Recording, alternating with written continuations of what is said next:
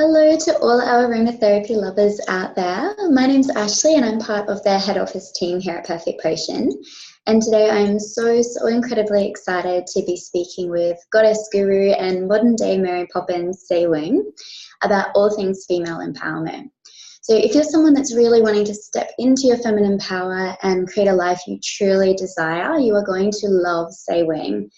This remarkable woman is a coach, she's an author and also a creative entrepreneur specializing in personal development and spirituality. She's also a mum, a long-time yogi and a lover of tea. So the reason that we're speaking with Say Wing today is that to celebrate International Women's Day, Sel has decided to host a really special masterclass here at our head office in Brisbane, in Banyo. That's called Aromatherapy and the Feminine Spirit, and we're really over the moon to be flying Say Wing in as one of the key presenters. So we thought we'd sit down and have a chat to Say Wing about her thoughts on female empowerment and also her own personal journey and her experience with what she calls the goddess archetypes, which I think you'll find really fascinating. So we'll dive in. Hello, Say Wing. How are you? Hi, Ashlee. Thank you for having me. So I'm really excited to talk to all of you today as well. Welcome. So I guess to get started, can you tell us, our listeners, a little bit about yourself and what you do, your why in life? Yeah, I guess, at the moment, I would say I'm doing a lot of coaching. I just released the book Goddess with Many Faces late last year in end of November, early December. So I'm working on next series of Goddess books, but I would say busy with coaching, writing, and obviously doing seminars. And I really enjoyed doing that. And I guess I found my passion or calling, so to speak, in terms of helping people to transform their life, probably 7 years ago, or if not longer. But everything takes time. So I guess my journey was, like everyone else, busy of finding yourself in your 20s and then discover a few things that really got myself interested, and then you have life challenges that kind of push you into a certain direction and you need to help yourself to transform. And I met different teachers, do different trainings, and then I realized what I want to do, how I help heal or transform myself, and then also share with others. So that became the direction. I would say it was never intentional, but once you kind of get on the path, that's the right path. And I think many people or women who are listening or coming to our events tend to be the similar case, where they have some life experience or they get an idea that what they want to do, or because a certain event pushed them into finding what really matters or how they can contribute to the world. And then they become interested in what we're talking about, which essentially is really about healing one another, transforming the world through one another, and really contribute to the greater consciousness of what we can do on Earth. So, I don't know what is a proper introduction to answer your question, but I think it's really what encouraged me or motivate me doing what I'm doing, and that's what I'm all about at the moment. You mentioned that you wrote the book Goddess of Many Faces, and that is something, the goddess archetypes is something that you write so passionately and so beautifully about, and it's a really good tool, I think, for people to use in terms of empowerment. What is it about the goddess archetypes that appeals to you? Have they been a really effective support? Like, how did that all come about as part of your coaching? Because that is something you'll be talking about on the day, yeah? Yeah, I mean, great question. I think there are many folds in what you were asking, but I think one of the things I notice with people is often that, this modern day, you have a certain expectation or standard idea about how one person should behave, or, decision that needs, a ride and so forth. There's a lot of expectation and standard out there, but then that's not necessarily apply. Or even you get into whether personal development or coaching program or whatever that is, that's say 10 step to, so find a guy or start a career whatsoever. So it seems to be there's a lot of following the steps or what people lay out for you. But a big part of it is who you are really matters, because there are hidden forces or influences that you don't know why you have certain patterns. You definitely know this is not the right kind of guys, but why you still going out with them, There's a lot of patterns that are unconscious. And there's a lot of influences that we don't know why, that it sounds like that's the right thing to do, but we don't want to do it. Or, you know, you're more drawn to certain career interests of people, or you have particular conflicts with certain people, and you kind of don't know why, and you're just following certain pattern. And I think knowing who you are is a very important step, whether it's creating something or change something in you or in your life. And when I started to study Carl Jung and Joseph Campbell's work, I realized archetype is a really big term. It's really about our inner patterns of our psyche, really dictate this universal pattern, as in they're deep in our unconscious. So Carl Jung called that collective unconscious. So like, for instance, when I take the example Athena, which is an archetype of astrologist, a very headstrong, very wise, strategic woman. So she succeeded really well at school or in her career, and very smart, and, you know, succeeded almost everything that she touches on. But in her personal relationship, she tends to be more in her head than in her heart. So if it happens to be a sister Athena, so when you tell Athena, oh, I just broke up with my boyfriend, instead of giving you a very big squishy hug and warm and fuzzy, she may just tell you, that's probably better for you this way, and you should maybe join this program, or you should do this and do that. Very rational. So from the person who is a sister of Athena, who is not an Athena, it will become really uncomfortable and, you know, can be very confusing. It's not because she doesn't love you, but it's the way how she expressed herself. So that talks a lot about who we are and our patterns. And so when you understand who you are and also the people around you, I find it really helpful in terms of navigating the relationships. Because a lot of times when you find a relationship is difficult, challenging, is because you don't know your patterns, or you're not thinking about their patterns. So I think understanding archetypes really help people to understand themselves a little bit deeper, and also become more accepting and maybe even forgiving with others. So I just find it a very interesting thing to know about yourself. And we change all the time.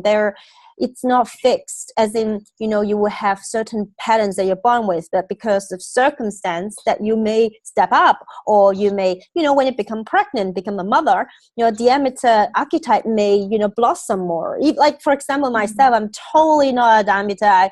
On the quiz that I created, I scored really, really low. But as I become a mother, I need to sort of, not sort of borrow, but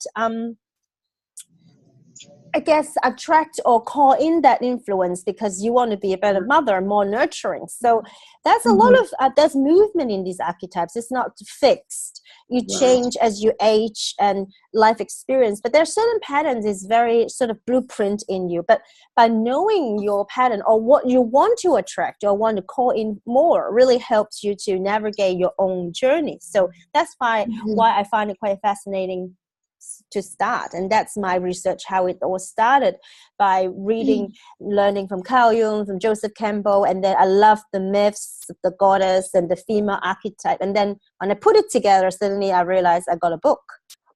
Yes, and an amazing one too. It's great. Thank you. So I guess you're welcome. You were hinting there a little bit, I guess, something that I got from that is that empowerment, International Women's Day is so strongly linked to empowerment, female empowerment, that can look very different for everybody, really. Everybody has their own kind of way that empowerment shines through for them. What does it mean to you, female empowerment, or empowerment as a person? I think, like, yes, if you look at women's movement, 100 years ago, we cannot own land or vote, or there's certain things that there's a lot of inequality. And in the 70s, a lot of women's feminine movement kind of like really speak up for women. So that was that, to get the equality in so many ways. But I think now, for this time in our culture, women empowerment is really about embracing all of you. Like, so it's not just about having a career. Like in the past, it's about being equal, that you can hold on a job, you can have a really high ranking position, or you make money and all that things. So that's still relevant totally. But I think now to truly empower women is that you can embrace a career, but you can also embrace a family life. You can also be a great lover and feminine. You don't have to be always just fight or just to be very strong in order to get what you want. I think to be fully embrace your masculine energy and feminine energy is to have the balance of it. It's a very important thing for this time, because a lot of times, maybe in my generation or a little bit older, there was a lot of trying to speak up and get your place in the world. Now there's a lot of CEO who are women, but then the next challenge will be, how do we balance all that? You can still be the wonderful wife at home and very nurturing mother and have your career. So I actually think it's quite hard for women to have it all, but it's totally possible. But it's about how you're going to manage and empower yourself so that you actually allow yourself to have all these opportunities together, to have the balance of it all. And I think to be truly empowered now is to know that, it's possible.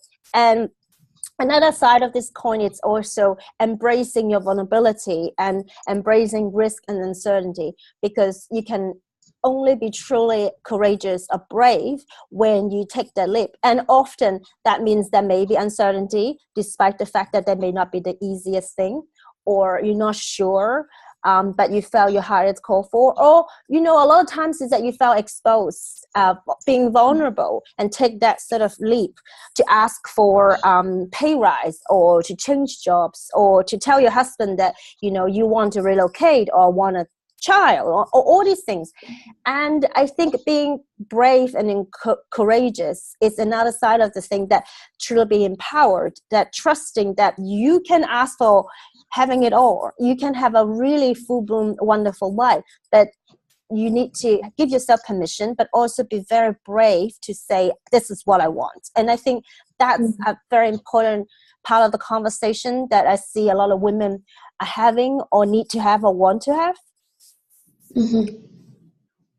Yeah, that's really good. Do you have is there a certain quote that you think sums up female empowerment?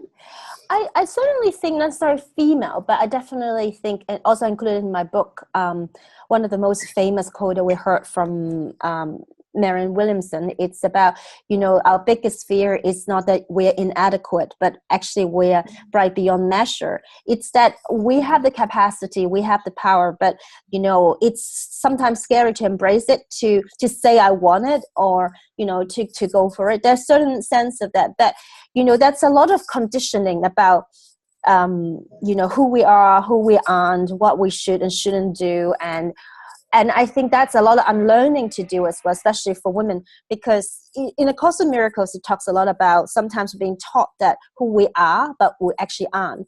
And vice versa, that we're being taught that who we are not, but actually we are. And what it sound complicated sentence, but what it really means is that we're all unique and we're all special. But at the same time, none of us are special, as in we all have a special talent or unique purpose or sense of contribution in this world. So that makes us all one of us special. But at the same time, everyone has it. So there's no particular person that are meant for greatness and you are not. So everyone is meant to be great. And it also talks about, God can't do anything except do it through you. God sent you. So everyone has a part to play, but you got to step into that role about saying that I'm going to be a really great mother, and that's what I want to do. I don't want to work anymore. I want to be a really good mother to raise a bunch of really great kids. That's a really big purpose. And there's a lot of conditioning in saying what you should or shouldn't be, but to be really honest and truthful about yourself and embrace it, it takes a lot of courage and practice. So I think that's part of what I'm so passionate about, to help people to understand it and, go for it. Yeah, that's terrific. You mentioned Marianne Williamson. I know you're quite a big fan of her work. She's doing some amazing things and already has done. Would you consider her your number one female icon, or do you have a number one female icon? It's a really good question, because when you sent me the email and outlined this, I really thought about it, because I think at different stage, I don't know, growth or development, we have different people or teachers, because they say when a student is ready, teachers show up, right?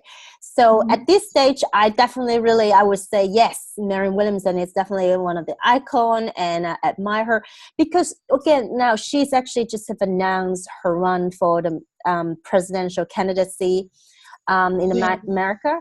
And why I think it's so courageous is not about she wants to be a president or whatever in that sense, but it's about, first of all, she's a spiritual teacher. She's a best-selling author, but she hasn't been playing the politician role in the last 30 years. She has been a teacher for 30 years. But then she say, America need a fundamental change in our moral sense and conversation, and, a deeper sense of change, not just changing policy or the consequences, but really looking in the cause. So she really want to change the way how people think fundamentally, and therefore she ran for it. And that's courage, because she also said first people ignore you, and then they will laugh at you, and then you may or may not win, but you are stepping up to be in a contest, which she said she's very privileged with. And I think that's a really big deal. She also said it, she's 66. She has success. She doesn't need being criticized in a negative way out there. She doesn't really need necessarily more of those challenges, but she went there because she wanted to. She thinks that she can help. And I think that's a big deal for anyone or any women. So for me, that's really something I truly admire. And I think it doesn't have to talk about like running for president, but just to say, you have a really great job and everybody loves you at work, but you want to start your own business, or what, I really want to start a family and I want to move to, I don't know, New Zealand or something. And it could be a really big deal. And to speak up and to be true to yourself and think that what you do is going to create a positive impact on others. Not just thinking about yourself, it's included, but as well as your family or the bigger sense of the world. It's a really big deal. And I think that really makes me say she's my sort of, I don't know, most admired person, women icon at the moment, for now. Yeah. Very good. And I guess I could ask you a million questions. So I'm so fascinated. But one of the main things I guess people want to hear about is you are one of the speakers at our masterclass. So can you share a little bit about what you'll be speaking about with everyone on the day? Absolutely. From what I've done in the last few years, I think one of the things to really can start helping people to initiate change is for them to really experience something. You can hear speech that really moves you, so you get motivated or you want to do something, or throw yourself into an experience that also kind of become more concrete to get you to say, I want to do something different. And so what I want for that seminar or workshop on International Women's Day is to take the women on a so-called mystical heroine journey to talk about stages in our transformation. Often it's in two folds. Everyone may have a dream, a goal, and a destination to be. So that's often our external goal. And if people are familiar with hero journey, like most movie plots, like Lord of the Rings, Harry Potter, and so on and so forth, that there is an external destination. Like any fairy tale, you have to save the princess, slay the dragon, or get the elixir, whatever. So that's external, and that's truly and good, and that's sometimes the theme of the movie or theme of your life at the moment. But what's the bigger deal underneath that is actually the internal transformation. So if Fredo did not become a brave, more mature man, change from a boy to man, or a girl to women, or we don't have certain internal transformation to become more true to ourselves, or become truly brave, or honest, or loyal, all these qualities. If we did not obtain that, if the internal transformation didn't happen, you actually cannot truly sustain the success or where you want to be in a destination. Even you may climb the mountain and get there, or you may not even get there. So the internal transformation is sort of more important and has to happen first before you get the outer. So I really want to share with the women what I've learned, what I have taught, and my personal experience about this heroine journey, your own transformation. And everybody experiences it. It can trigger by your biological change from a girl to become a woman, or you're getting married, divorced, getting a new job, leaving an old job. All these are transition. Those things make you to think about your life, what's next, and propel change. So with that, I think that throws you on an internal heroine journey, like it or not. So I want to talk about how to navigate this, what to think about, understand your own archetype, so know your usual response and your reactions, so prepare yourself for it, and be gentle with yourself, because if you were Athena, you like being in the city, so you're being like shuffled into the forest, you may not like it. And how are you going to deal with it when the environment or circumstance is something that is not your natural habitat? Like, there's a lot of things I can talk about, but essentially I want to take people on a journey internally and look at them in a way to reflect externally, understand the archetype, but also help people to navigate with some tools and have a deeper understanding of themselves and their transitions. So that's a gist of what we're going to do. I love it. That sounds amazing. I'll definitely be there myself. One final question I have to ask. Do you have a favorite Perfect Potion product or a favorite essential oil? I think I would say two things. You have the Gratitude Roller Blend, which I love. It's gratitude is really the essence of everything. If you're not grateful with your life where you are, you cannot make peace with where you are. It's really hard to go to the next place, because you haven't sorted out where you are yet. Well, we have a deeper, more conversation about that on the day, but I think gratitude is essential. And it just happened that blend really captured the smell, and it really put you in a sense of gratefulness. So I love it. And then your new range, I always forget the name. It's all about the moods. Like, so you got walk in the forest, bask in the sun. What is that called again? To nature range. Yeah, the nature range. Listen to the rain. It's one of my favorites. So I love the names and it captures the mood. And I think, sometimes working myself in my office and I just want to have a walk in the forest, but I couldn't. Then I would just use those drops. So I love the nature range. So yes, that's my favorite for the moment. Just like the icon, I think we change and we need different things to help us through our different journeys. So at the moment, these are the two products I love the most.